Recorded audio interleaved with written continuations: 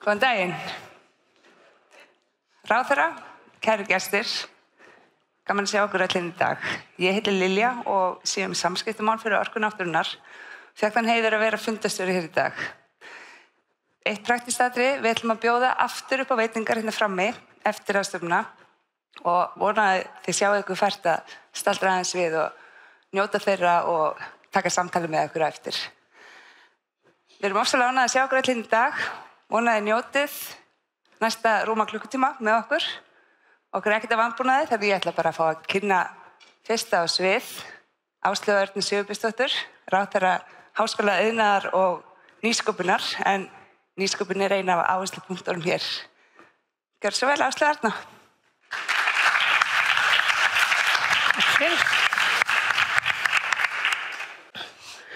Góðan daginn. Fyrst vil í mér.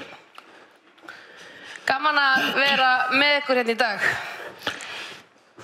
Og til hamingju bara með daginn og þessa flottu ráðstefnu. Ég er að spá að skilja bara ræðuna eftir þarna og fá að spjalla aðeins við ykkur. Talsveit skemmtilegar en margar leiðilegar ráðherraræðurnar. En það er gaman að nýsköpun sé sett svona kyrfilega á dagskrá í orkugeiranum og eins og gert er og haldið utanum í jarðhitagarðinum.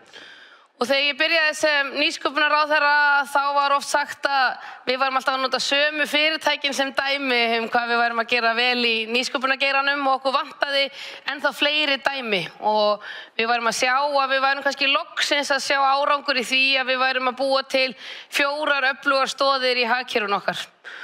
Og það er rétt, dæmin eru sannlega orðin fleiri en Össur og Marel, við erum farin að tala fleiri fyrirtæki sem eru að slá í gegn á alþjóðavísu, er orðin stór, skapa störf, tekið áhættur og eru að breyta leiknum í efnahagsumhverfinu á Íslandi. Það er að segja að við erum komið með fleiri stoðir.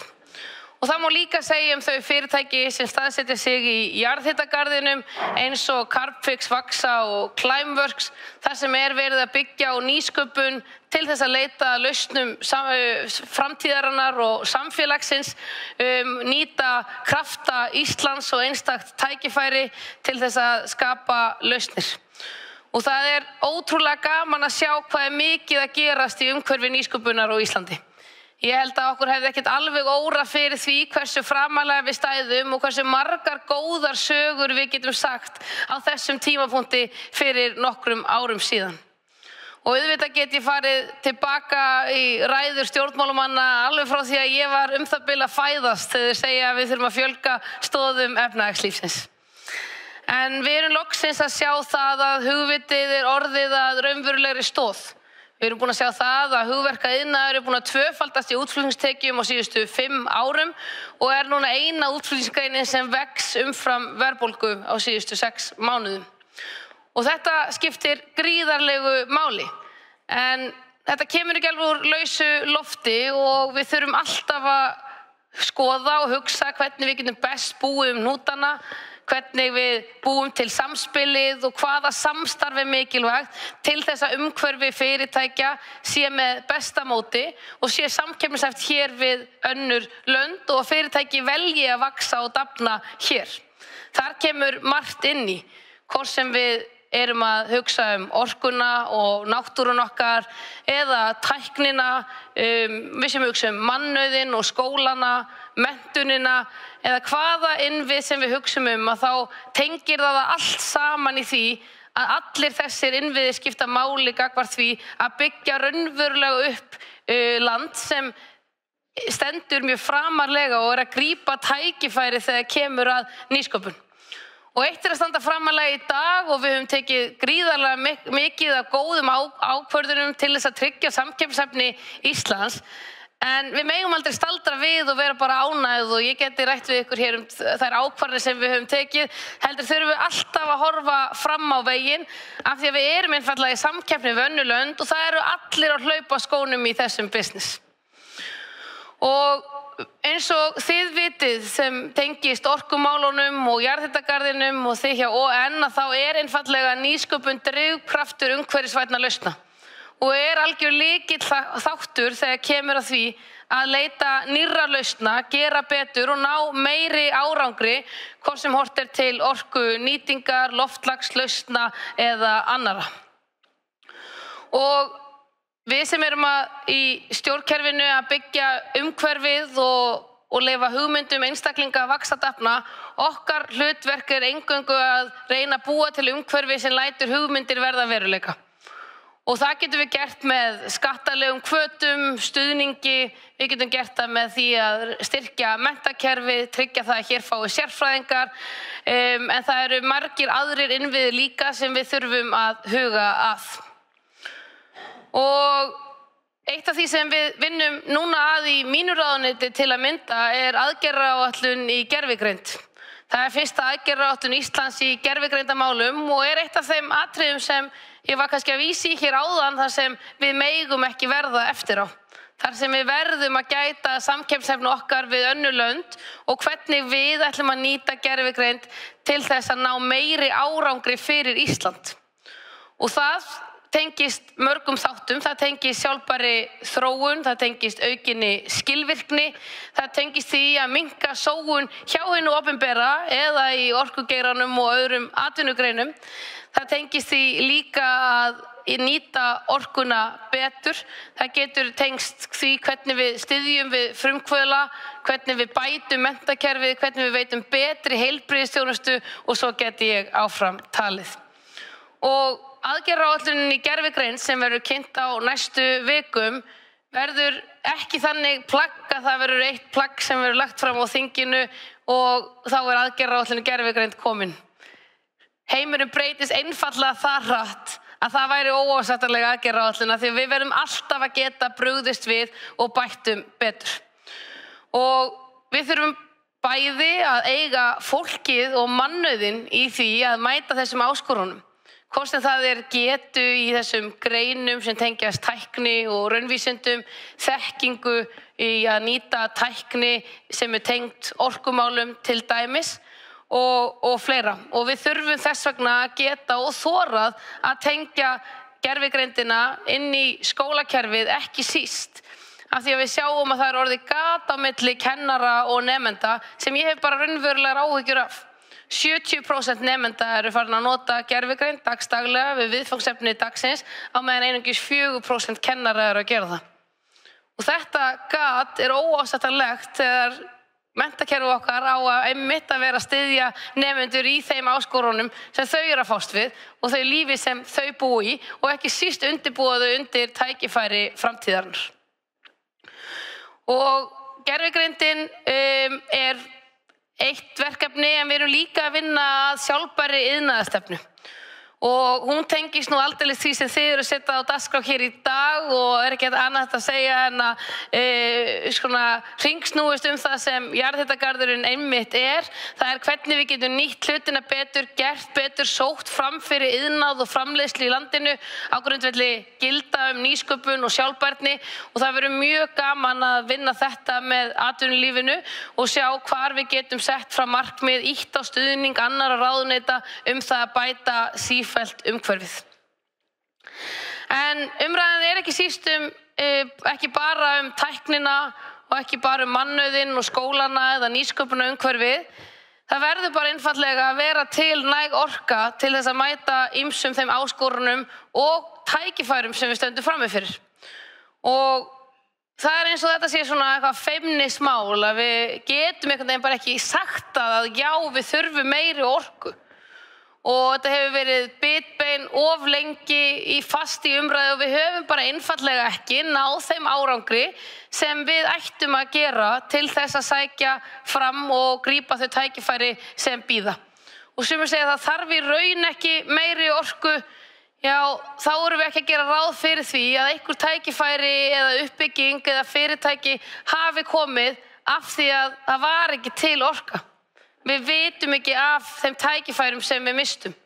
Það minnir mig stundum á það að þegar þú ert að stæra þig af því að vera með ódýrustu leikskólaplásin að það engin pláss. Og við verðum einfaldlega að kannski horfa á þetta í samhengi ýmissa hluta. Og ég myndi segja að það væru þrír þættir sem hér skipta mestu máli. Það að sjálfsögðu að við höldum áfram að bæta flutningskerfi raforku sem skiptir öllu máli til að nýta hana sem best. Að við framleiðum, eins og ég var að segja, meiri orku líka. En líka þriðja lagi að við nýtum stafrænar lausnir, gervigreind til þess að nýta orkuna okkar betur. Eiga viðskipti með hana, vera upplýstir neytendur sem við höfum kannski ekki endilega þurft að vera. Allstaðar viljum við, hvort sem það í ríkisfjármálunum eða í orkukerfunum, við eigum auðvitað að stefna því að nýta hana sem best og minnka alla sóun. Þannig að þessir 3 þættir held ég ætti að vera í forgrunni þegar kemur að því að hvernig við ætlum að byggja upp orkukerfið og ná árangri þegar kemur að því að það sé til næg orka fyrir þau tækifæri sem við höfum ekki séð. Og talandi gervigreindina, þá verður hún ekki undanskilin því að við verðum aldrei þar fremst meðal þjóða nema eiga einn annan innvið sem reiknigeta. Og reiknigeta byggist á því að við höfum gagnaver sem eru drifin áfram af orku. Þetta samhengi hlutana sem verðum að taka inn í myndina þegar við sjáum tækifærin og áskoranirnar framundan og ef við ætlum einfaldlega að vera fremst meðal þjóða sem við höfum alla burði til þegar kemur að nýtingu gervigreindar hjá hinu opinbera eða í menntakerfi eða í atvinnulífinu, stórauki verðmætasköpun okkar, minnkað umsvif ríkisins, bætt þjónustuna í öllum kerfum, að þá verðum við að hafa þann innvið á bakvið gervigreindina sem einfaldlega krefst aukinnar orku. Þannig að við verðum að setja þetta í samhengi við þau lífskjör og þau tækifæri sem við ætlum að búa hnútana á Íslandi til lengri tíma. Að lokum hef ég einfaldlega mjög mikla trú á því að Ísland geti verið land tækifæra sem byggir á þessum innviðum sem ég hef rætt hér í dag, að við getum tekist á við áskoranir framtíðarinnar með nýsköpun og gervigreind og nýjum lausnum og að við séum fremst þegar kemur að grænni stefnumótun eins og ON og jarðhitagarðurinn eru að sýna okkur.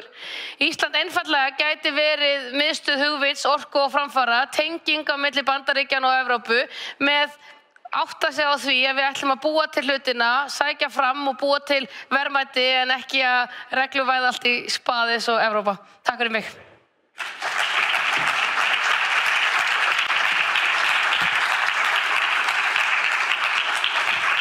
Takk fyrir þetta Ástu Arna, þetta var virkilega kraftmikið og skemmtilegt, hvort sem þetta var hefðbundin ráðherraræða eða ekki. En Árni Hrannar Haraldsson, framkvæmdastjóri Orkunáttúrunnar, hann gat því miður ekki verið hérna með okkur í dag, þrátt fyrir að hann gjarnan vildi, en hann ákvað að nýta tæknina og ætla bara að senda ykkur rafræna kveðju sem við sjáum hvort ég get ekki sett af stað hérna. Verið hjartanlega velkomin á þessa ráðstefnu jarðhitagarðinn. Orkunáttúrunnar, stærsta jarðvarmafyrirtæki Íslands, fagnar nú 10 ára afmæli í ár. Við erum afar stolt af verkefnunum okkar og höfum nýtt afmælisárið til þess að líta öxl. Við rekum 3 virkjanir, Hellisheiðarvirkjun, Nesjavallavirkjun og Andakíl. Þar framleiðum bæði rafmagn og heitt vatn fyrir höfuðborgarsvæðið. En það ekki eina sem við gerum. Umhverfismál og ábyrg nýting auðlinda okkur gríðarlega mikilvæg líka. Við höfum alltaf stutt við orkuskiptin bæði fyrir innviði, fyrir rafmagn og fyrir vetni.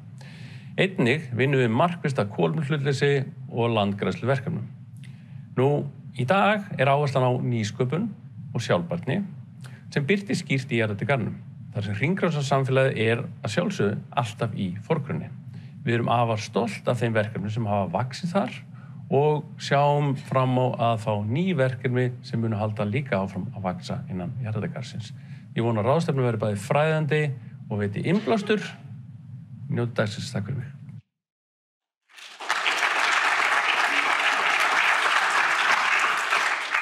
En stjarnan dagsins náttúrulega jarðhitagarðurinn og eins og þið vitið þá segja myndir oft meira en 1000 orð.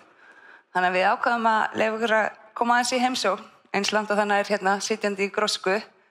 En við gerðum hérna myndband sem leyfir ykkur að skeggnast aðeins inn.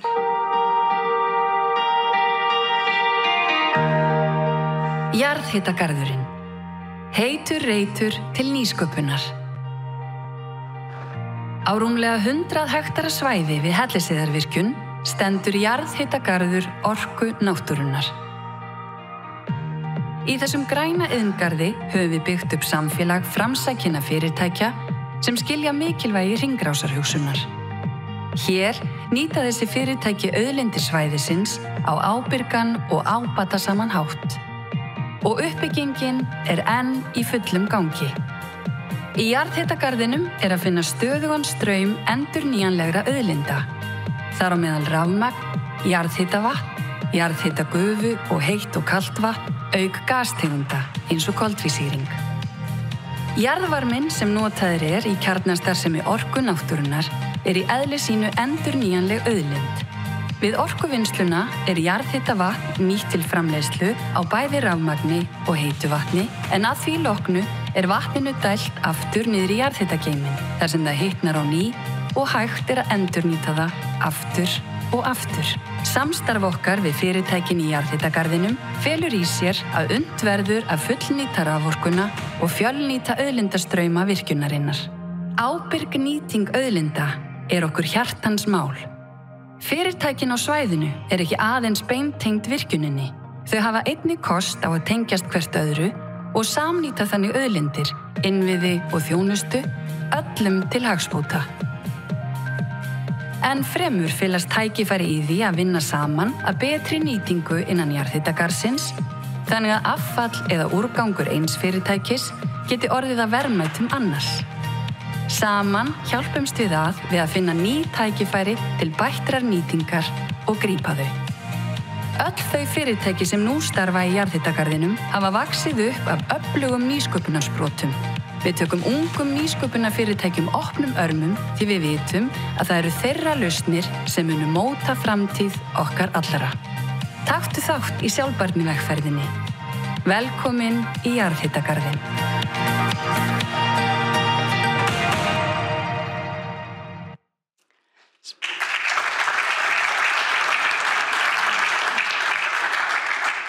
Já, þetta virkilega spennandi og til þess að segja ykkur ennþá betur frá tækifærunum sem að felast í jarðhitagarðinum ætlar viðskiptaþróunarstjóri jarðhitagarðsins Helga Kristín Jóhannsdóttir að koma inn og segja ykkur aðeins meira frá þessu.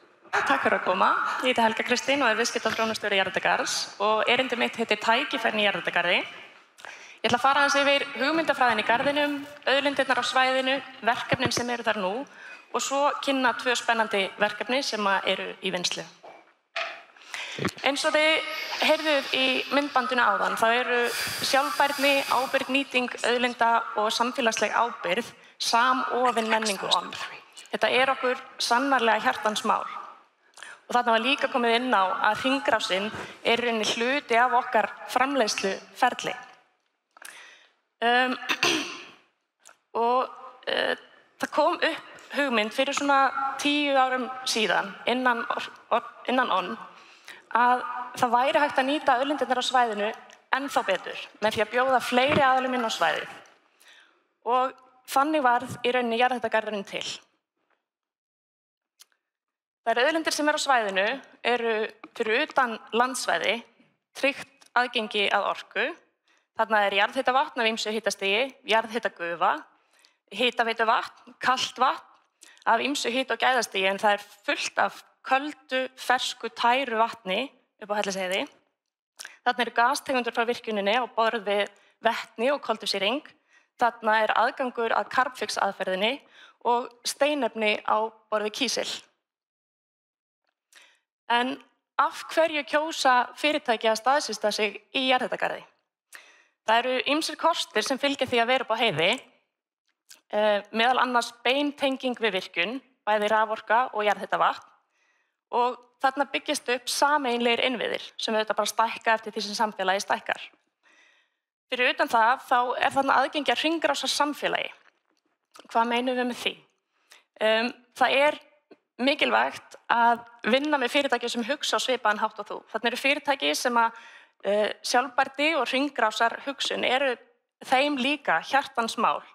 Og það það hljómar rosalega fallega að vera að tengja saman fyrirtæki, en það flækjustig sem fylgir því líka. Það tengja saman ótengda aðila með alls konar áskorunum sem því geta fylgt.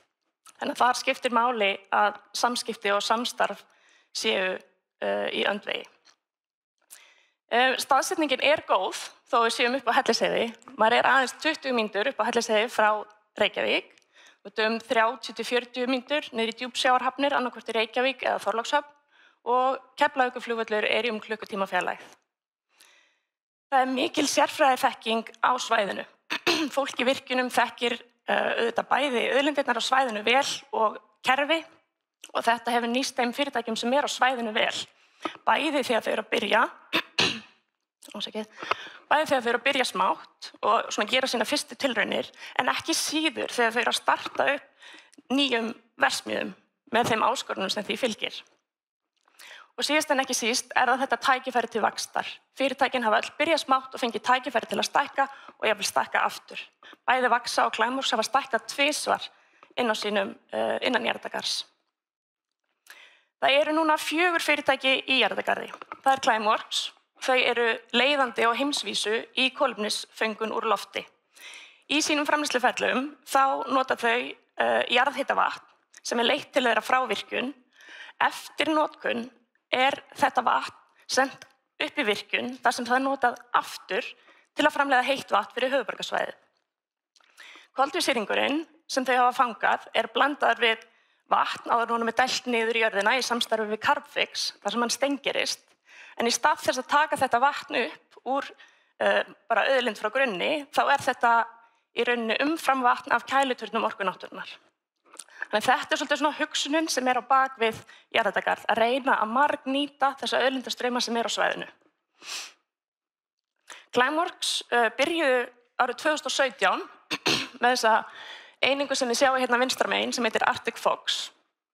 Byrjaði að gera tilraunir, opna svo Orka 2021 sem fangar 4.000 tonn af koltvísýringi á ári og fyrr í ár, í maí, opnuðu þau Mammoth sem stærsta kolefnisföngunarver í heimi. Mammoth, þegar það verður komið upp í fulla virkni, getur það fangað 36.000 tonn af koltvísýringi á ári. Við höfum einnig Vaxa Technologies. Þau hafa þróað einstaka tækni til sjálfbærar framleiðslu á smáþörungum. Og þessar smáþörungar, þeir eru meðal annars notaðir í fæðubótarefni, hafa bæði verið notaðir til fiskaldis og manneldis og svo eru einnig með afurðir eins og blátt litarefni, náttúrulegt blátt litarefni sem þau hafa gert risasamningum. Vaxa byrjuðu einnig smátt, bara í gámum eins og þið sjáuð þarna vinstra megin og hafa stækkað 2 svar. Þið sjáuð framleiðsluna þeirra þarna í miðjunni sem var byggð í 2 hlutum og það ótrúlega gaman að koma í heimsókn í fyrirtækinni í Jarðardagarði. Þið sjáuð hérna sá líka myndbandin á hann, þetta bleika kerfi. Þannig ég mæli með að þið fáið tækifæri til þessa að kíkja upp á heiði. Við höfum einnig Geosilika. Þau framleiða fæðubótarefni úr jarðhitavatni. Þau í rauninni taka kísil úr jarðhitavatni sem áður hefur verið notað í virkjun og auka þar með verðmæti sem verða til á heiðinni án þess aftur að vera að taka upp frekari auðlindir. Þarna einnig Von sem vetnisframleiðsla ON, þar sem að Orka náttúrunnar styður við orkuskiptin, eins og Árni Hrannar nefndi áðan, þá höfum við stutt við raforkuvæðingu bílaflotans með uppbyggingu hleðslustöðva allt land og við erum einnig að styðja við orkuskiptin yfir í vetni og þessi stöð reyndar lítil, hún getur framleitt 100 tonna vetni á ári. En það nægir til þess að taka svona þetta fyrsta skref. Það nægir til að fyrstu aðilarnir geta keypt sér vetnisbíla og byrjað að prófa. Og síðasta vetur var undirritaður samningur, þannig að Von mun framleiða vetni fyrir 7 til 8 vetnistrukka sem verða fluttir hingað til lands og þar með boltinn farin að rúlla. Mér langaði líka aðeins, við erum alltaf að tala þessi tækifæri. Hvaða tækifæri erum við að tala þegar við segjum að það í rauninni óþrjótandi möguleika til að nýta auðlindirnar á heiðinni. Og mér langaði að segja ykkur frá einu sem við erum búin að vera að hugsa í mörg ár, örugglega 10 ár. Hérna sjáum þið mjög svo einfaldaða mynd af framleiðsluferli Hellisheiðarvirkjunar. Við erum með vinnsluvölu, tökum upp jarðhitavökva, hann notaður í virkjuninni til að framleiða rafmagn og heitt vatn og eftir notkun öllu jarðhitavatni dælt aftur niður í jarðhitageyminn. En það sem ég vil að þið taki eftir hér að í niðurdælingunni þá vatnið ennþá við 50 til 60 gráður. Þannig að með öðrum orðum það ennþá hellingsvarmi og verðmæti í þessum vökva. Og þið getið ímyndað ykkur á lághitasvæðum og fyrir utan Ísland, þar sem fólk svona rembast við að ná upp varma, þá finnst fólki í rauninni galið að við séum að dæla þessu niður.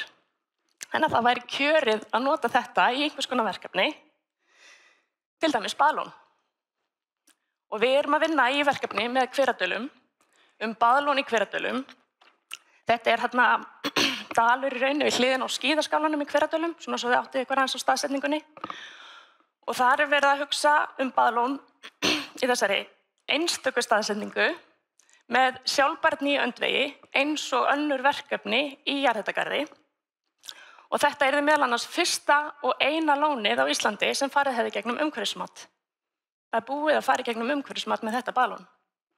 Og það er líka gaman að segja frá því að þetta er í fyrsta skipti í dag sem þessar myndir eru sýndar opinberlega. Þetta er komin svona frumhönnun, þannig ég ætla að sýna ykkur nokkrar í viðbót. Þetta er náttúrulega alveg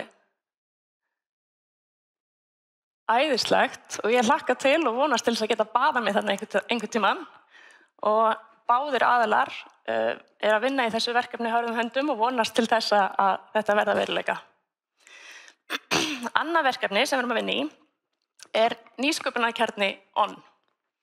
Hann er ekki kominn á hönnunarstig eins og þið sjáið, en ChatGPT aðstoðaði mig aðeins við svona að reyna að teikna þetta upp. En eftir, við erum búin að taka vinnustofur með frumkvöðlum og aðilum úr háskólanum og hugmyndin er sem sagt að vera með svona aðstöðu til tilrauna í gámum. Það var áður, fyrirtækin í jarðhitagarði uxu öll upp af sprotum eins og komið hefur fram. Það var gámasvæði bak við virkun þar sem fyrirtæki fengu að gera tilraunir og fengu svo tækifæri til að vaxa upp í jarðhitagarði, en bara vegna breytts reksturs virkunarinnar, að stækka í rauninni umfang virkunarinnar á svæðinu, þá hefur verið tekin ákvörðun að flytja þetta inn í jarðhitagarð. Og aðstaðan verður þá bara ennþá betri. Þannig að fyrir utan þess að gáma yrði einhvers konar sameiginleg aðstaða, þar sem að hægt væri að vinna, auðvitað taka kaffi og spjalla, er ekki alltaf það sem við talaðum í nýsköpun, alltaf er að drekka kaffi og deila hugmyndum og taka á móti fólki og hafa kynningar. Og við auðvitað höfum góða reynslu af því að styðja við nýsköpun. Við sjáum bara fyrirtækin í jarðhitagarði. Og þar erum við, ef við tökum bara lausnirnar þeirra, er að vekja athygli á heimsvísu og gætu haft gríðarlega mikið að segja í baráttunni við loftslagsvandann. Og fyrir utan það þá hafa skapast í kringum þessi fyrirtæki 80 störf. Það eru 50 sem starfa hjá fyrirtækjunum og 80 af áleidd störf eru tekin með. Þannig að þau eru líka að skapa bara efnahagslegan ávinning fyrir Ísland og vekja á okkur athygli. Þannig að í nýsköpunarkjarnanum, þar ætlum við að byggja upp bara aðstöðu fyrir háskóla og nýsköpunarverkefni og fyrirtæki til að þróa og prófa nýjar lausnir. Áherslan verður á orkutengda nýsköpun, sjálfbærni og áfram á hringrásarhagkerfið. Og við ætlum að reyna að vinna þetta hratt, þó svo að það sé ekki komnar teikningar, en það er stefnt á framkvæmdir næsta vor. En hérna er auðvitað samstarf lykilatriðið og Orka náttúrunnar leita núna bæði að verkefnum inn í jarðhitagarð og eins samstarfsaðilum sem að vilja koma með okkur í þessa vegferð að styðja við nýsköpunarsamfélagið. Og við viljum auðvitað sjá nýsköpunarkjarnan blómstra þarna og við viljum líka sjá fleiri viðskiptavinni inn í jarðhitagarð og þar þetta er í rauninni ekki tæmandi listi.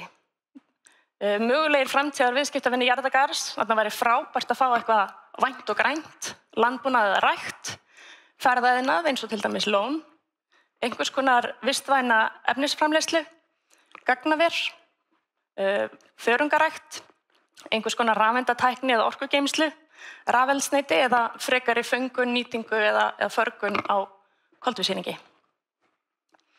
Þannig að tækifærin eru heldur betur endalaus og ég vil bara þakka ykkur fyrir að koma inn í dag og vona að við sendum ykkur út með svona fræ. Nú vitið þið af öllum möguleikunum og ég vona bara að þið hafið okkur í huga þegar verkefni og tækifæri koma upp.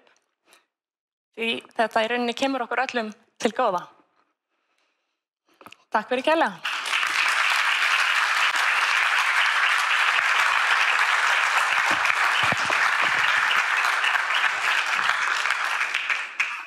Takk fyrir, Helga Kristín. Og ef einhver hérna nú þegar með gott tækifæri sem það sér þarna, þá endilega heyri Helga Kristín hérna fram á eftir eða taki kaffið með henni.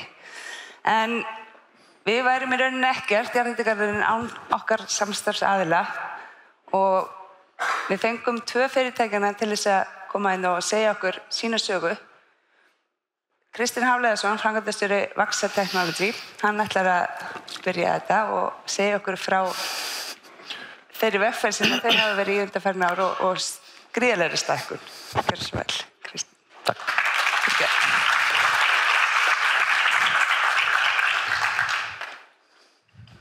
Heyrist. Nei, ekki enn. Komið. Heyrist. Íti bara á einhvern af þessum tökum hérna til þess að fara áfram.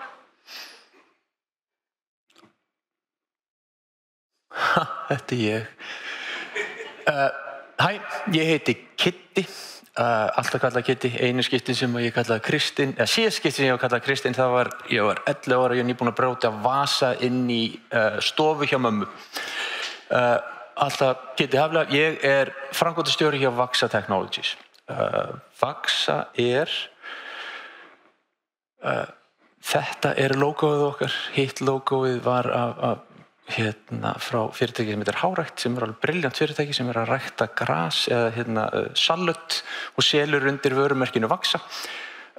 Við heitum Vaxa Technologies og við erum á jarðhitagarði og enn við í Ölfusi. Þannig að bæði fyrirtækinu er ógeðslega kúl. Rétt upp hönd, þið til í að rétt upp hönd fyrir mig ef þið vitið eitthvað smáþörunga? Nei, þið til í að fara út á meðan ég er heimspekingur að mennt, ég veit ekkert smáþörunga. Ég kem inn í þetta tiltölulega svona fresh. Vaxa er tæknifyrirtæki. Við fundum upp, við hönnuðum, við byggðum og við erum núna að reka kerfi, plattformkerfi til þess að rækta smáþörunga. Þetta kerfi heitir E2F, Energy to Food, orka í mat. Og í þessu kerfi getum við ræktað nánast hvaða smáþörung sem og við getum búið til fullkomnar aðstæður fyrir þann smáþörung.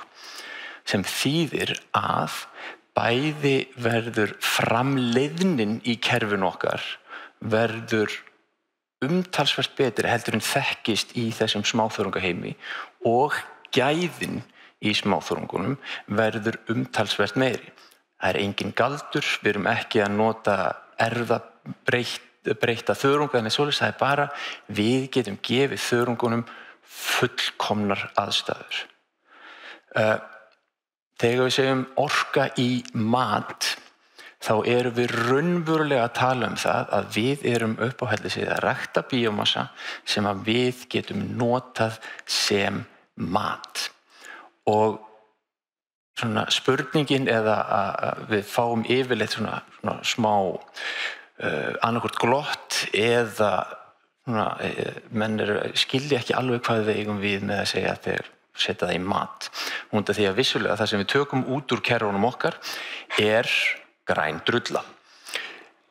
Og fólk mjög erfitt með að hugsa af hvernig getum við borðað svona græna drullu, hvernig getur það verið matur. Við erum að gera nákvæmlega það sama og allir aðrir matvælaframleiðendur í heiminum. Matvælaframleiðsla í heiminum í dag við ræktum bíómassa, við skerum upp og við búum til mat. En þegar við ræktum þennan bíómassa á hefðbundnum aðferðum eins og til dæmis soja eða hveiti eða bygg, þá tökum við, út af því við erum búin að rækta við þessar aðstæður í svona síðustu 10.000 ár, þá tökum við skrefið þar sem að við prósesserum og vinnum bíómassan. Við tökum það bara út, við hugsum það sjálfkrafa. Þú uppskerð hveiti, við borðum ekki rótina af hveitiplöntunni eða stilkin af hveitiplöntunni. Við bara tökum þetta skref að auðvitað þurfum við að taka fræin, við þurfum að fara með þau í myllu, við þurfum að mylja þau niður og búum til innihaldsefni í mat. Hins vegar með smáþörunga, þetta ný hugmynd, þetta hefur aldrei verið gert, Vaxa nýtt fyrirtæki. Þess vegna tökum við ekki þetta skref sjálfkrafa, það þarf að útskýra það og það fullkomlega eðlilegt. Auðvitað, þegar við uppskýrum okkar grænu drullu, þá þurfum við að taka það, við þurfum að áframvinna það, við búum til innihaldsefni sem við notum svo í mat. Það það sem við eigum við með E2F. Allt sem við borðum, og ég veit ekki hvort við gerum okkur grein fyrir því, allt sem við borðum ljós. Og meira að segja, Guð sjálfur, hann fattaði það. Það fyrsta sem að Guð sagði var verði ljós.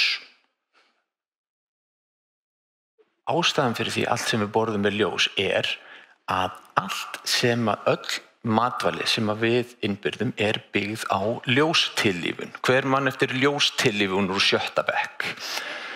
Yes!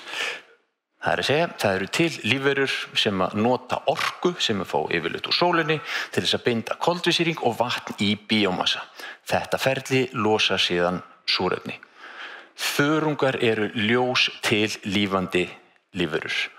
Við ræktum þörunga upp á Hellisheiði. Og spurningin af hverju þörunga? Ég biðst afsökunar, þessar glærur allar á ensku. Ef það einhver sem skilur ekki, þá getur hann komið til mín eftir og ég skal labba í gegnum þær allar og þýða. Af hverju þörungar? Þörungar raun og veru, eins og ég sagði, þeir frumframleiðendur. Þeir framleiða megnið af öllum næringar og snefilefnum sem að við þurfum í mat í dag. Jafnvel þótt að við borðum dýraprótein eða dýraprótein sem að nærast á einhverju fisk eða hvað sem þá dýrin búa ekki til nema örlítið brot af þeirri næringu sem við þurfum. Næringin kemur úr þörungunum og það til fleiri þúsund mismunandi tegundir af þörungum. Við getum ræktað nánast hvaða tegund sem og þær eins og ég segi, þær uppistaðan, eða þörungurinn uppistaðan af allri þeirri næringu sem að við þurfum. En þá kemur spurningin, af hverju notum við ekki þörunga í mat? Og stuttasvarið út af því að Vaxa bara nýtt fyrirtæki og verið nýbyrjuð. Stóra svarið að þetta held ég að vera nef að finna vonda lykt. Eitt að þörungar hafa mjög neikvæða upplifun. Það neikvæð upplifun við það að borða þörung. Þeir lykta illa, þeir bragðast illa, þeir yfirleitt ofboðslega dýrir. Það mjög dýrt að taka þörunga inn í matvæli og það munur á gæðum og framleiðni á þörungum eftir hvar á árinu þeir ræktaðir. Það þetta seasonality. Vegna þess að allir þörungar sem ræktaðir í heiminum ræktað í stórum landbúnaðarkerfum, alveg eins og við ræktum nánast allan mat sem að notaður til manneldis í dag. Þannig að það sem þarf að taka einhvern veginn út fyrir sviga eða taka og hugsa matvælaframleiðslu og algjörlega nýjan hátt. Við þurfum að hætta að byggja á því sem við höfum gert áður, stór og mikið af landi, mikið af vatni. Við notum náttúru auðlindir eins og þær séu óendanlegar. Og það raun og veru E2F-kerfið byggir á því að við tökum hefðbundna matvælaframleiðslu og við hugsum hana upp á nýtt. Við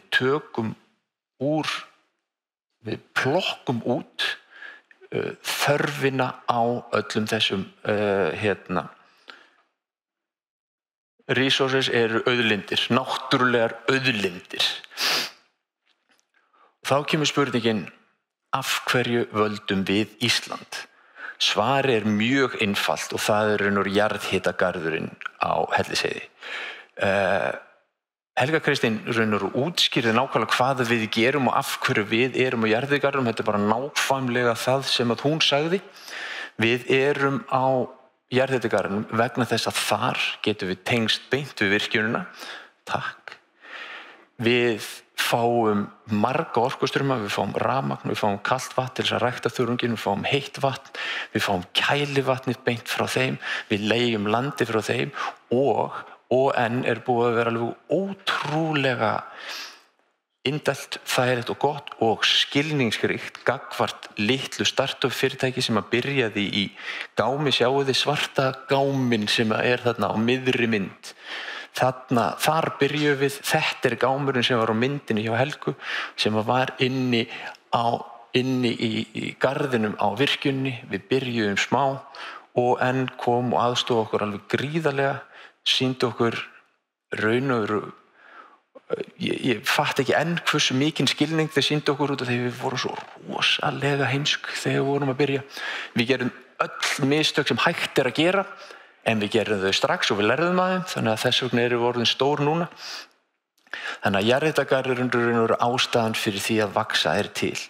Allt kerfið okkar var hannað utan aðstæðurnar sem bjóðast á Hellisheiði. Hellisheiðarvirkjunin kom fyrst, jarðhitagarðurinn var til staðar, við smíðum kerfið okkar utan það.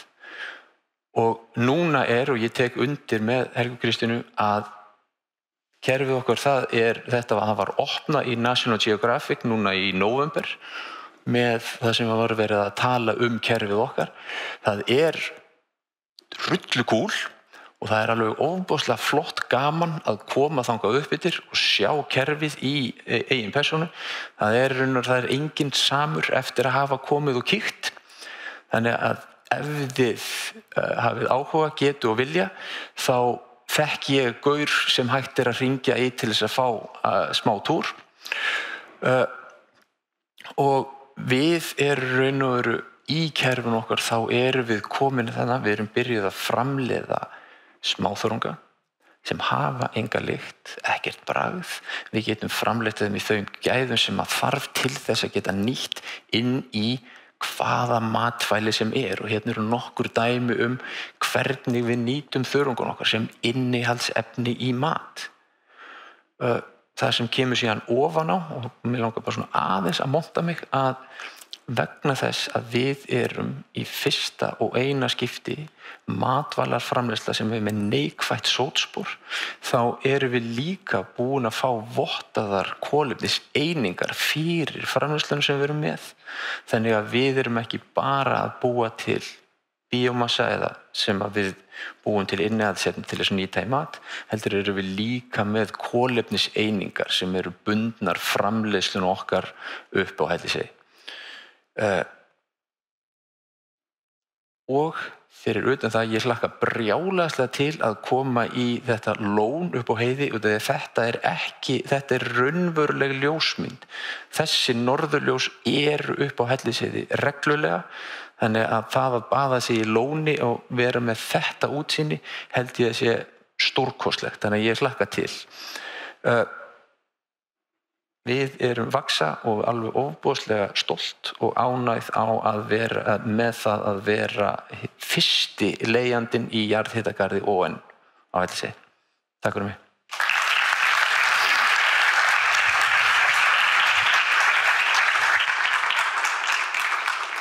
Takk fyrir þetta, Kristín. Takk fyrir þetta, Kristín, og takk fyrir falleg orð í okkar garð. Við hlökkum til að sjá okkur verða ennþá klárari og ennþá stærri. En Climeworks búið að vera í jarðhitagarðinum frá 2017 og hefur sömuleiðis stækkað alveg gríðarlega hjá okkur. Og hingað komin Sara Lind Guðbergsdóttir, framkvæmdastjóri Climeworks á Íslandi, og ætlar að flytja okkur erindi með þessu áhugaverða nafni. Ég elska því Stormur. Gjörðu svo vel. Já, takk fyrir. Takk fyrir, já, ég elska þig stormur. Ég hugsa að þetta hafi örugglega vakið athygli ykkar og ég vona allavega svo sé og ég hlakka til að deila þess aðeins með ykkur. Það mér ótrúlega sönn ánægja að fá að vera hérna með ykkur í dag sem nýr framkvæmdastjóri Climeworks á Íslandi og fyrir hönd þessa fyrirtæki sem sannarlega eitt af þessum framsæknu fyrirtækjum sem við finnum hérna í jarðhitagarðinum og ég segi framsækju fyrirtæki sem það eru það svo sannarlega og það eru hinn fyrirtækin sem eru það líka.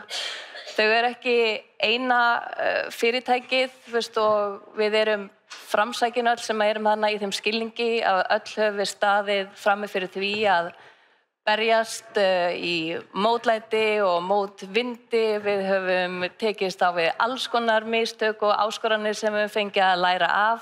En við höfum líka lært að vinna saman og standa saman og það var ótrúlega ánægjulegt að heyra í ráðherra hérna áðan þegar hún lýsti því meðal annars að nýsköpun sannanlega vinna og hún samvinna. Og hún samvinna okkar allra, hún samvinna þeirra sem eru á einkamarkaði og hún líka samvinna hins opinbera. Og það hins opinbera að koma duglega inn, styðja við nýsköpun og gera betur þegar við stöndum frammi fyrir þeirri áskorun sem að búa til í raun og veru nýtt samfélag. Nú kann ég ekki á þetta apparatina, mér langar í nýjan texta. Þess að tæknin ekki mitt mál. Ég lögfræðingur, einhver hérna heimspekingur, ég kann ekki að tækni. Þannig að þetta mjög ánægjulegt. Get ég ekki skrollað þetta hérna? Bara manuált. Svona? Ekkert mál. Já, ég vil vera hérna í glarinu. Nefnilega, við erum mikið búin að vera að læra eða í umræðinni núna lestur og læsi barna sérstaklega. Eitt af því sem ég man úr barnæsku til dæmis það að hafa þurft að læra ljóð utan að. Ég geri það ekki lengur, þannig að þess vegna þarf ég núna að fletta hérna í tölvuskjánum af því ég kann ekki ljóðið utan að sem ég ætla að fara með fyrir ykkur, sem náttúrulega hræðilegt. En svona það stundum. En titill heitisins á erindinu, ég elska þér stormur. Þetta sækir augljóslega í ljóðið Stormur eftir Hannes Hafstein. Þar sem að skáldið að fagna krafti náttúrunnar og þeim umbreytingum sem að náttúran getur valdið. Og mér langar að byrja á að fara með þessi erindi fyrir ykkur sem að ég held að muni tengja vel við þetta og þau hughrif allavega sem að ljóðið hefur valdið hjá mér tengja gríðarlega vel við þessa áskorun sem að hlýtur að vera nýsköpunarfyrirtæki, hvernig Climeworks hefur til dæmis tekist á við þann mótbyr sem að það hefur mætt á sama tíma og vera leiðandi í því að fanga kolefniseiningar úr loftinu og að binda þær varanlega. En þetta svona. Þú þenur út seglin og byrðingin ber og byrtandi andhreinn jörðina fer. Þú loftíla dáðlausu lognmollu hrekur og lífsanda starfandi hvarvetna vekur. Og þegar þú sigrandi foldina fer, þá finn ég að þrótturinn eflist í mér. Þetta finnst mér fallegt og þetta finnst mér lýsandi fyrir nýsköpun og sérstaklega þessa nýsköpun. En hvað við eiginlega að gera? Helga Kristín fór aðeins inn á það áðan hvað Climeworks gerir og hvernig og það mikilvægt fyrir okkur að við séum meðvituð aðferðafræðina og tilganginn með þessu öllu saman. Nú, Climeworks var stofnað árið 2009 af 2 vélaverkfræðingum sem að kynntust við ETH háskóla í Zúrich, þeim Christoph Gebald og Jan Wurzbacher. Báðir deildu þeir gríðarlegum áhuga á verkfræði, en ekki síður áhuganum á því hvernig væri hægt að takast á við loftslagsbreytingar. Og hvað þeir getur gert til þess að leggja sitt af mörkum til þess að draga úr þessum áhrifum sem eru að ógna lífsgæðunum okkar. Þeir fengu þarna hugmynda tækni sem að væri ekki til þess fallin endilega að draga úr þeim daglega kolefnisspori sem að við erum öll með, hvort sem við séum fyrirtæki eða einstaklingar. heldur tækni sem væri til þess fallin að fanga hinn svokallaða svona neikvæða útblástur. Það að segja, við þurfum allir að gera betur hvað var það 90%. Climeworks að horfa á það, hvernig getum við komist lengra, hvernig getum við eytt þeim áhrifum sem að koltvísýringurinn hefur haft hjá fyrirtækjunum sem að geta eðli starfsemi sinnar vegna ekki dregið úr áhrifunum sínum, til dæmis flugsamgöngur eða stórskipasamgöngur og líka þann sögulega koltvísýring sem nú þegar farin út í andrúmslofti og enn að hafa áhrif. Hvernig getum við fangað hann? Nú, við Íslendingar, við hlægjum stundum að þessu, við segjum, loftslagsbreytingar. Það ekki bara jákvætt, viljum við ekki alltaf aðeins lýra hjá okkur. Þetta nú búið að vera hálfglata sumar og sumar eftir sumar undir 10 gráð með meðalhita, en náttúrulega kannski ekki spennandi. En öllu gríni fylgir einhver alvara og ég hugsa að við hlægjum kannski ekki rosalega mikið þegar við finnum það að fiskistofnanir okkar og miðin fara að hopa af því að vatnið í kringum okkur orðið of heitt. Þegar við finnum það á eigin skinni að breytingarnar eru raunverulegar, þetta ekki flökkusaga og hún mun hafa áhrif á lífsgæðin sem við viljum gjarnan varðveita.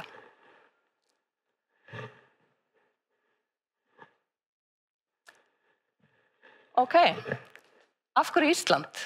Þetta virðist vera mjög mikið stefið og ég skil það vel. Af hverju svissneskt fyrirtæki að velja Ísland til þess að byggja upp starfsemi? Jú, af því hérna þetta allt saman.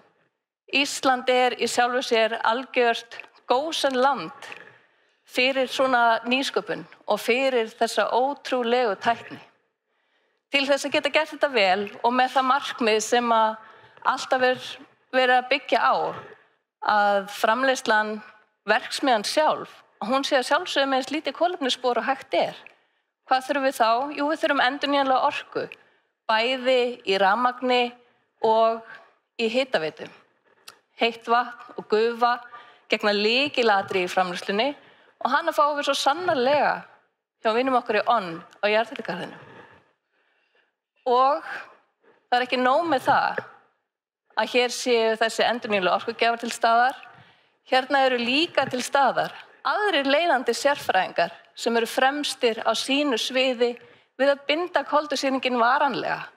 Og þetta að sjálfsögðu það sem við stefnum að vera með heildstæða lausn þar sem við erum að gera þetta til framtíðar. Ég seti upp svona mjög einfalda mynd. Ég var svona að reyna að útskýra hvernig væri best að útskýra þetta á eins einföldum leikmannsmáli og hægt væri, hvað við gerum. Jimmy Fallon í Saturday Night Live gerir grín að Climeworks með það að spyrja, þetta ryksuga? Já, þetta ryksuga.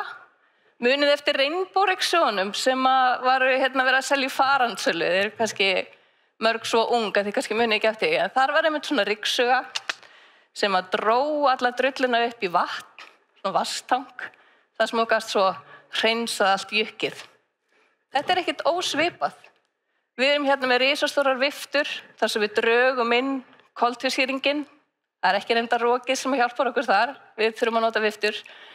Og þarna söfnum við honum saman, notum sérstætt leysiefnið þar sem að bindst við koltvísýringinn, notum okkar svo frábæru gufu sem að vera 100 gráður frá ON, sem að leysir efnið til sín, myndar þennan vökva sem að við svo færum yfir til Carbfix í brunnin sem þar. Í raun og veru erum við þá komin með sódavatn sem við dælum niður. En þar verða þessi vökvi verður að þessu gríðarlega góða basalti af því að við erum svo lánsum hér að undirlagið sem að einkennir að hluta til Ísland þetta gljúpa basaltundirlag sem að gerir okkur kleift að varðveita koltvísýringinn þar ókomna tíð. Ég ætlaði rétt svona stuttlega að rekja söguna fyrir ykkur. Það ótrúlega gaman að sjá fyrsta verksmiðjan sem að Climeworks setur upp Við sjáum hérna fyrst það sem við sjáum DAC 1, Direct Air Capture 1. Þetta bara svona ein birtingamynd af einum litlum hreyfli í sjálfu sér, eða viftu sem við sem byrjuð með. Capricorn sem kemur 2017 lítil verksmiðja líka sem að finna í Basel í Sviss. Og þar voru þeir ekki að binda koltvísýringinn varanlega, heldur var koltvísýringinn í raun og veru hreinsaður og notaður til þess að framleiða sódavatn í samstarfi við Coca-Cola. Þannig að það margt hægt að gera, en það reyndir ekki varanleg binding og það það sem við viljum gera. Tækifæri kemur upp hér í jarðhitagarðinum, öll púslin smella saman og við komum og setjum upp orku. Helga fór aðeins yfir orku og hvað hún gerir. Hún getur fangað 4.000 tonn af koltvísýringi á ári og betur má að duga skal, þannig að við opnum núna í maí Mammoth sem 10 sinnum stærri. Og það sem skiptir líka gríðarlega miklu máli í þessari starfsemi, það skiptir allavega mig máli. Ég svona frekar fergöndu og kassala og ég þarf að skilja hvað máli snýst. Að þetta vottuð starfsemi. Hún sérstaklega með vottun frá Puro og einnig með viðurkenndar kolefniseiningar hjá Nasdaq. Og það skiptir máli þegar við erum að tala vísindi að við séum með eitthvað til þess að staðreyna. Þetta ekki orð á blaði, þetta vottað ferli. Mér langaði að segja ykkur aðeins nokkrum lykilatriðum frá Mammoth, en hún eins og Helga nefndi, þetta stærsta kolefnisföngunarverksmiðja í heimi og það algjörlega frábært að við séum með hana hérna á Íslandi. Af því að Ísland til fyrirmyndar þegar við komum að þessu og við eigum að njóta þess að vera áfram til fyrirmyndar, búa til landslag fyrir nýsköpunarfyrirtækin, fyrir orkufyrirtækin, til þess að fá að vaxa. Fá að dafna hér og við höfum tekið gríðarlega stór skref í að styðja við þessa starfsemi og það mikilvægt að halda áfram að gera vel. Núverandi vinnslugeta hjá Mammoth, hún enn í uppbyggingu, eru 12 svokölluð vinnsluhólf og skilar í dag 6.000 tonnum af koltvísýringi og fyrsta vottaða tonnið var framleitt núna í maí. Þetta gríðarlega umfangsmikil starfsemi og það voru yfir 200 verkfræðingar sem komu að uppbyggingu verksmiðjunnar og fyrirséð að störfum þarna muni fjölga í samræmi við takt við starfsemina eftir því hvernig henni vindur fram. En við göngum út frá því að fullri virkni verði náð núna í ársbyrjun 2026. Þá verðum við komið með 72 svokölluð vinnslubil og getum fangað alltaf 36.000 tonn. Flest þekkjum við einhverja einsýn, höfum við einhverja einsýn inn í það hvað við þurfum að binda mikið. Það ljóst að við þurfum að vinna á mun stærri skala heldur en 1000 tonna, við þurfum að fara í gigatonn ef við ætlum að ná einhverjum árangri á þessu sviði. Og við erum sannarlega í nýsköpun ennþá og við erum ennþá í þróun og bæta verkfærið sem við höfum fengið hérna með Climeworks í að binda koltvísýring. Og hér lítið dæmi. Climeworks eru með 15 stöðvar allan heim, ýmist þróunarverkefni eða stöðvar sem eru nú þegar komnar á fót. Og það skemmtilegt að segja frá því að við erum að byggja núna fyrstu stóru verksmiðjuna sem eru þá 10 sinnum stærri heldur en Mammoth, að framkvæmdir við þær eru að hefjast núna í Bandaríkjunum. Öll þessi landsvæði þegar þið sjáið punktana, það ekki tilviljun að þetta séu landsvæði sem verða fyrir valinu, því að þau eru öll líka með þennan eiginleika sem að Ísland með, þannig að við erum þarna í samkeppni. Við erum þarna með mikið af endurnýjanlegri orku, sérstaklega hjá Kenya og í Oman, og þar erum við líka með þessi geymslurými eins og við erum með hérna á Íslandi, ekki reyndar í formi glúps basalts, heldur til dæmis í formi ónýttra eða ofnýttra olíu- og gashella. Ég vona að ég hafi svona náð að vekja einhvern áhuga hjá ykkur á þessu magnaða ferðalagi sem að Climeworks hefur farið í gegnum. Frá því að vera 2 verkfræðinemar við ETH að hugsa mögulega tækni til þess að fanga koltvísýring yfir það að vera nú með yfir 500 manna fyrirtæki heim allan með 15 starfsstöðvar að breyta heiminum. Aftur langar mér núna að enda á orðum Hansar Hafstein þar sem hann segir: Ég elska þig eilífa stríð, með ólgandi blóði þér söng minn ég býð. Þú alfrjálsi hamastur hraður, hugur minn fylgi þér djarfur og glaður. Höldum áfram, saman, djörf og glöð. Takk.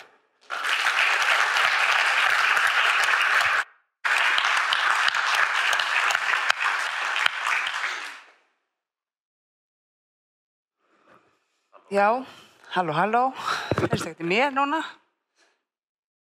Alltaf, ég tekja þetta, tæknilegar örðuleikar. En já, við vonum að Climeworks gangi vel fyrir okkur öll á þeirra vegferð. En Orka náttúrunnar alltaf að vera hluti af sterku teymi og þess vegna fengum við sérfræðing frá móðurfélaginu okkar, Orkuveitunni, hann Snorra Jökull Egilsson, sem umhverfis- og loftslagssérfræðingur, til að segja okkur aðeins frá hringrásinu á heiðinni. Gjörðu svo vel, Snorri.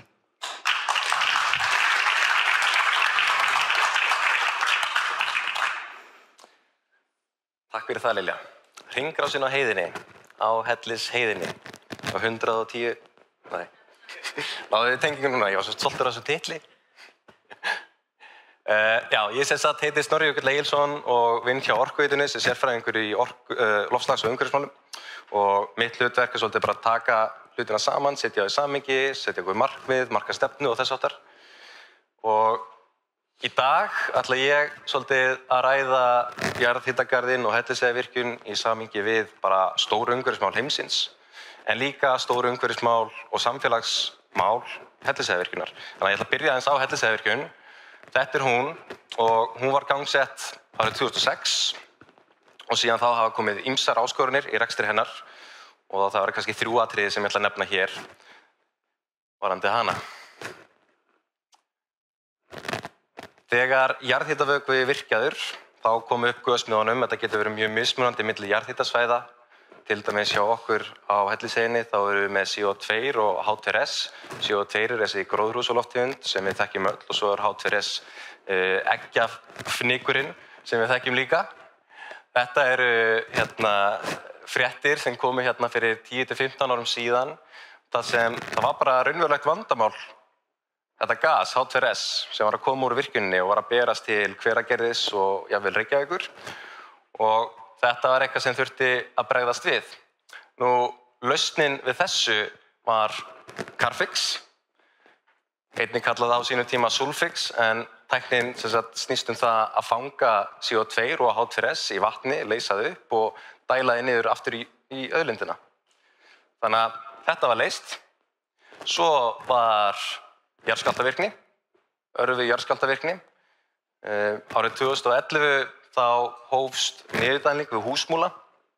Niðurdæling jarðhitavatns er bara eðlilegur partur af rekstri jarðhitavirkjunar, þar sem við verðum að skila auðlindina aftur ofan í kerfið og þannig að en þessi niðurdæling sem hófst 2011, hún leiddi til þess að það fundust miklir jarðskjálftar í Hveragerði sérstaklega. Og 2 þeirra voru nokkuð stórir, voru 4 á Richter, sem bara til að setja það í samhengi, jarðskjálftar sem voru 4 á Richter upp á Reykjaneskaga, þeir fundust bara vel í Reykjavík. Þannig að Hveragerði hafði bara nokkrum árum fyrir upplifað jarðskjálfta upp á 6 í Suðurlandsskjálftunum. Þannig að það þurfti að bregðast við hratt og örugglega. Og það var gert. Það var fundið betra verklag við niðurdælinguna vegna örvarar skjálftavirkni. Og þetta snýrist bara skynsamlegri niðurdælingu, bara betri verkfalla. En þetta engar patentlausnir á þessu. Þetta allt eitthvað sem þurfti að hugsa með bara í breiðu samtali með háskólasamfélaginu og þess aftar. Og þriðja málið, það er þessi auðlind hérna. Það er landgræðslan okkar. Það er bara gróðurþekjan sem upp á Hellisheiðinni. Þetta er ekki sjálfsögð auðlind og þetta er svolítið verið í skugganum á öðrum hlutum, til dæmis bara loftslagsvandanum og svona, en þetta er alls ekki sjálfsagt. Þessi mynd er af uppbyggingu fyrir vaxa.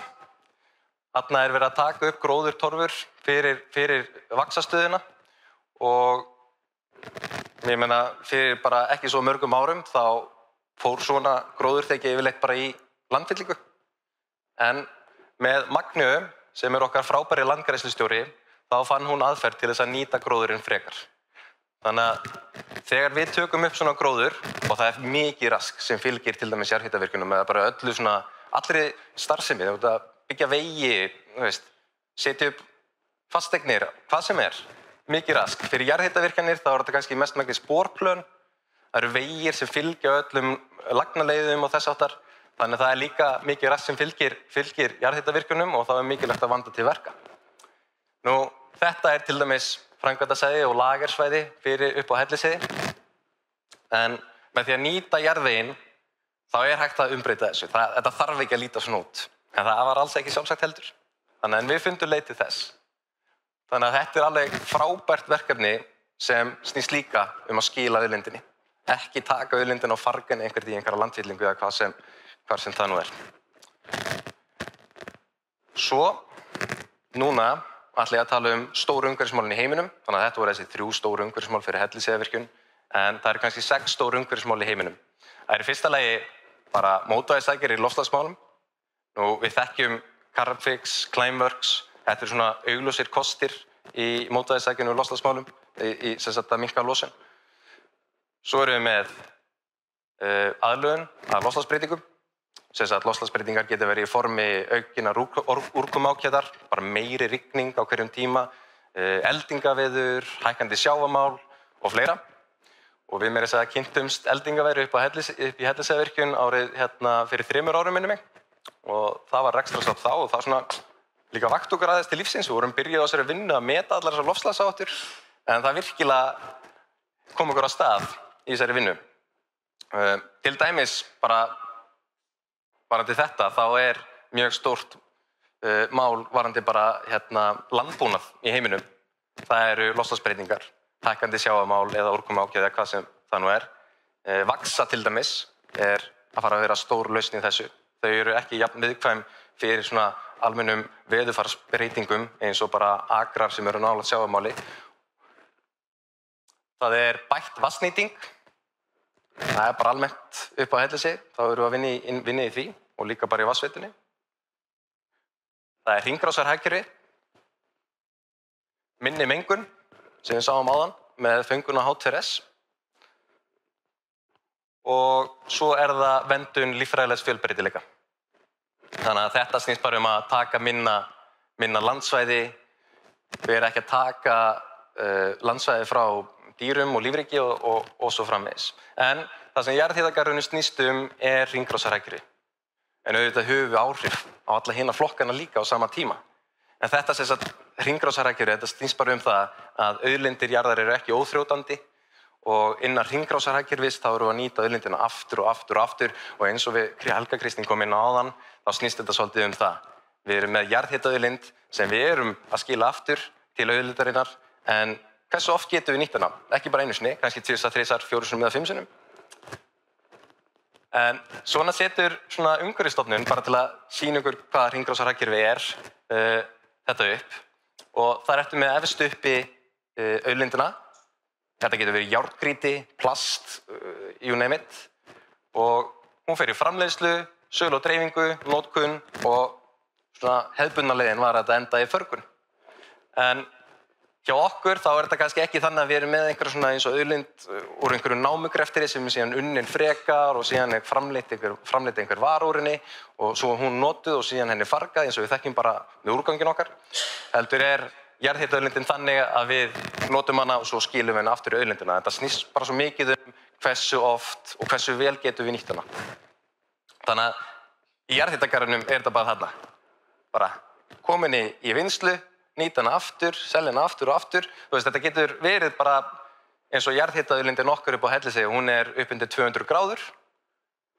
Hún kannski nýtt niður í 150 gráður, það kannski einhver starfsemi sem þarf bara 10, 20, 30 gráður. Bara hversu oft getur þú nýtt hana? Og það það sem við erum að reyna að hámarka í jarðhitagarðinum. Og svo skilum við henni aftur í auðlindina. Hérna ætla ég að fara bara með ykkur í gegnum bara svona hvernig þetta getur litið út og hvernig þetta, ég ætla að taka Climeworks sem dæmi kannski. Og það væri, ég held ég kæmi ekki öllum fyrirtækjunum fyrir á þessari mynd. Það væri bara of mikið örfum og einhverju slíku. En þarna ertu með jarðhitaauðlindina. Þetta bara hitinn sem við erum með. Og þegar við tökum jarðhitavökva upp úr jörðinni, þá hann sem sagt, þetta gufa og heitt vatn. Við aðskilum það og við notum gufuna til þess að framleiða rafmagn og við notum heita vatni til þess að hita upp kalt ferskvatn sem við sendum svo til höfuðborgarsvæðisins. En þetta heita jarðhitavatn. Við notum það hjá Climeworks núna. Áður var það bara sendt beint til virkunar. Carfix nýtir heita vatnið. Svo fer þetta til Hellisheiðarvirkjunar, þar sem við nýtum það enn frekar. Og eins og staðan í dag, þá fer þetta svo í niðurdælingu. En Helga Kristín talaði baðlón áðan. Þetta bara algjörlega hægt. Vatnið nógu heitt eftir nýtingu Climeworks og Hellisheiðarvirkjunar, þannig að það hægt að nýta það enn frekar í baðlóni. Og hver veit nema að það sé hægt að nýta það enn frekar. Það ennþá ágætis hitið, eins og ég talaði áðan. Starfsemi getur verið að nota 20-30 gráðu heitt vatn. Það ekkert mál. Þannig að það væri bara, þetta líka fegurinn við jarðhitagarðinn, að geta notað þetta svona oft. Og svo svo skilað aftur í auðlindina. Eins og ég segi, bara sem bara hefðbundin starfsemi jarðhitavirkjunar, að skila jarðhitavatni aftur í jarðhitakerfið. Svo erum við kalda vatnið. Það fer upp í virkjun. Það þetta kæliturnavatn sem Helga Kristín nefndi áðan. Þetta bara kalt vatn sem við þurfum að nota til þess að kæla virkjunina. Við þurfum að halda henni kaldri svo hún bara ofhitni ekki. En þá, áður fyrr, þá var þetta vatn sem fór í kælitunna, því var bara fargað. Það var ekkert virði í því þannig að þangað til við fundum leið til þess að nota það hjá Climeworks. Þannig að þetta enn eitt dæmið tækifæri til þess að nota strauma sem áður voru ekki notaðir. Og svo fór það niður í auðlindina. Alltaf aftur. Svo erum við CO2. Þetta alveg rosalega virðismikill straumur, erum við að sjá meira og meira. Hann fylgir náttúrulega bara gufunni. Það CO2 og H2S, eins og ég nefndi áðan, í gufunni. Og þetta fer í gegnum virkjun og áður fyrir var þetta losað aftur út í andrúmsloftið. En núna höfum við unnið að því að fanga þetta í loftreynslustöðum og ætlum að fanga meira og meira núna með Silverstone upp í 95 eða 90% föngun. Og í dag höfum við verið að dæla þessu niður aftur í berggrunninn þar sem þetta steingerist með Carfix-tækninni. En það líka önnur tækifæri. Það hægt að nota þetta til rafeldsneytisframleiðslu, metanól. Þetta bara lykilatriði í orkuskiptum þungaflutnings. Stór skip, stóri vörubílar og þess háttar. Kannski eitthvað sem getur ekki nota rafmagn. Við erum bara að sjá það meira og meira. Og svo laufið þarna matvælaframleiðsla, CO2. Eins og við töluðum á þá þarf gróður CO2 til að vaxa. Smáþörungar þar með talið. Þannig að þetta öll tækifærin. Það eru milljón aðrar leiðir til þess að sýna þetta. En eins og ég segi, þá hefði þetta tekið upp skjáinn bara nokkuð hratt. Þannig að ég ætla að láta hér staðar numið. Takk fyrir mig.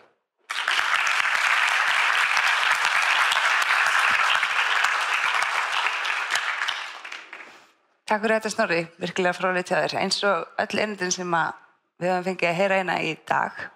Takk þið öll sem voru hérna með okkur og takka ykkur öllum fyrir komuna og fyrir að hafa gefið okkur þetta tækifæri til að segja ykkur frá jarðhitagarðinum og öllu því sem í gangi þar. Ég ætla aftur að minna á að við erum með veitingar frammi og það gott tækifæri til þess að taka spjallið og eiga góða stund saman ef þið hafið tök á því.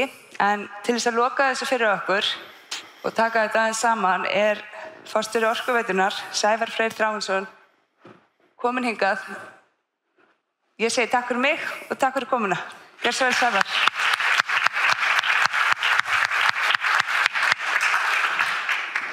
Já, kæru gestir, frábært að sjá hvað búin að vera mörg koma saman hérna í dag og hlusta á þessi erindi. Það má eiginlega segja að þessi viðeigandi á 10 ára afmæli Orku náttúrunnar að við séum hér í hjarta nýsköpunar, Grósku, og við séum einmitt að vinna út frá því af því að nýsköpun hugmyndafræði jarðhitagarðsins, okkar sem á Hellisheiði. Já, við þurfum Grósku, við þurfum nýsköpun, við þurfum kraft hugans, við þurfum einmitt að vinna að því að vera aflvaki sjálfbæra framtíðar sem við erum einmitt að vinna að hjá Orkuveitunni og öllum dótturfyrirtækjum. Við erum að stuðla að því að ná þessari sjálfbæru framtíð ekki bara í jarðhitagarðinum heldur fyrir samfélagið allt. Og þegar ég að segja við erum aflvaki sjálfbæra framtíðar, þá erum við að vinna með þetta hugtak, þennan kraft hugans, þetta afl sem að býr í þekkingu og hæfni einstaklingana sem að starfa hjá Orkuveitunni og þessi Orkuveitunni hjá öllum fyrirtækjunum, en ekki síður aflinu sem að býr í kraftinum hjá öllum þeim samstarfsaðilum sem að við vinnum með.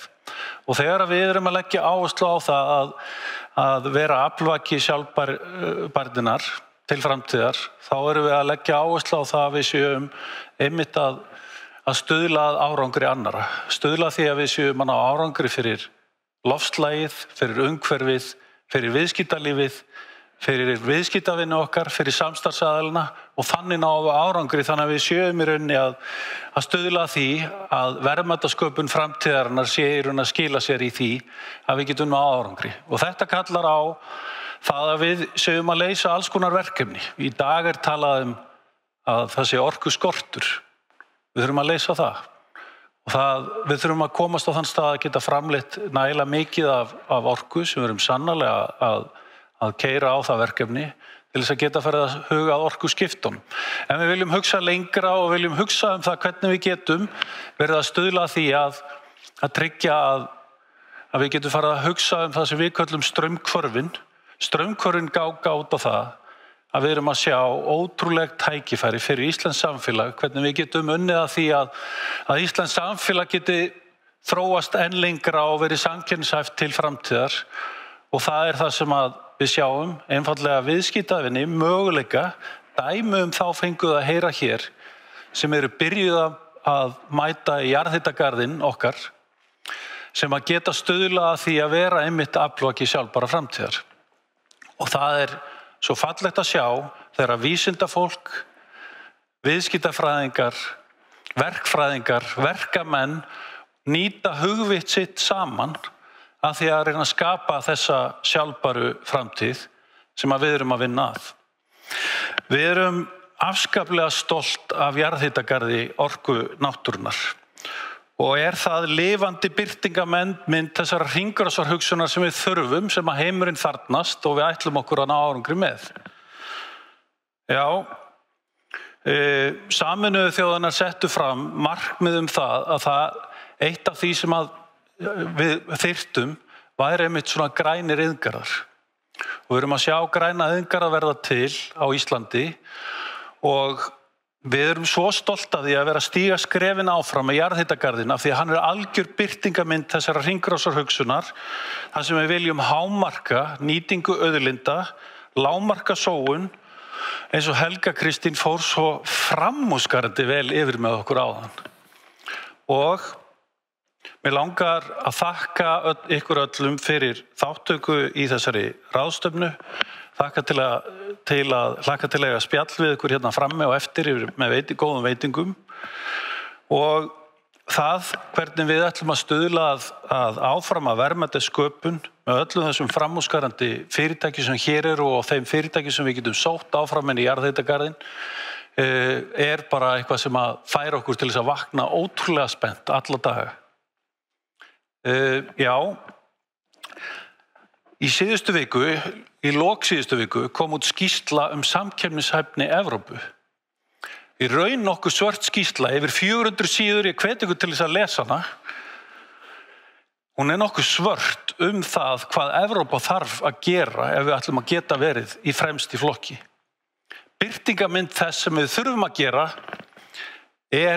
í þessum glæsilega jarðhitagarði Orku náttúrunnar. Og það það sem við þurfum að vinna með, ekki bara fyrir Evrópu heldur, en frekar bara það sem við þurfum að gera hér á Íslandi. Já, við erum komin langt, en við þurfum að fara miklu lengra og við þurfum að nýta kraftin í dag þannig að framtíðin verði björt og ég segi hún verði björt þegar við erum með svo slíkt hugvit og keyrum á það saman. Þannig að ég segi bara einfaldlega